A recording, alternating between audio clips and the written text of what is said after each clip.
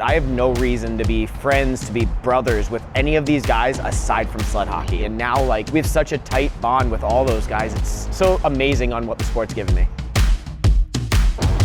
I ended up having my legs amputated at 10 months old because I was missing my tibia bones. My parents were big hockey fans, so I just was watching a game on TV one time with my dad, and he started trying to explain the rules, and a sled hockey team came to a rink nearby, so I went to go watch. I thought it was cool. Hopped in a sled, absolutely hated it. I was so scared. I didn't like all the attention being on me, I think, at 8 years old. 2 years later, my parents said, hey, there's a team opening up in our area. Why don't you give it another shot? And I don't know what changed in 2 years, but it was the best thing that happened to me. I loved it. I couldn't get off the ice. I couldn't get enough of it. And now I'm here.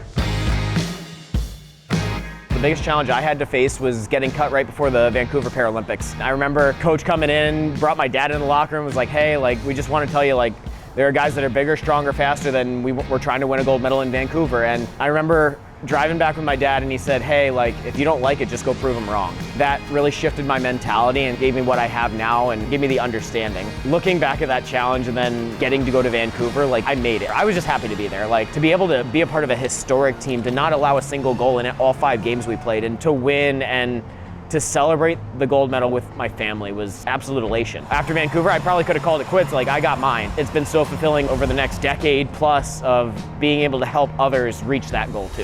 The U.S. is about to go back-to-back for the first time in Paralympic ice sledge hockey history. Sochi was a little bit different. We were trying to be the first team ever to go back-to-back.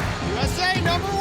Declan Farmer and Brody Roybal were making their debuts, and I got to be the older guy on their line at 21 years old. For me to watch those guys and watch the men they've become has been a really cool journey. Gold medal #4 for the United States of America in para ice hockey. 2018 was in PyeongChang was just so incredible. Like, we steamrolled, I think, through most of the preliminary round, and then we go down to Canada 1-0. As the Canadians continue to pursue. Richard, big chance, and it's the first goal. I remember, sitting on the bench in the third period going, all right, like, we're gonna get this, watching Canada miss that empty net, hit that post, and then I don't think we had a clean pass going back up the ice. Roybal's got options square, it's come back, panic, Farmer! What is going on? I was behind the other team's net and seeing Declan Farmer with the puck right in front of the net and going, oh, he's gonna score.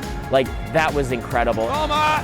Oh, he's got it! To win that, like, it was just so fulfilling to grind that experience out. And there is Josh Pauls, the American captain. I think it means everything to me to be the captain of this team, and I think it gives me a platform to raise awareness for pushing society towards inclusion is something that's super important to me and something that I take seriously because I know I can have that impact, not just in para ice hockey, but on our team specifically, because that's what I can control and that's what I can give. I've had guys like Andy Yohe, who was my first captain, who really showed me how to lead, but just how to be a professional. And I want to be that example for others. And it is the captain, Pauls.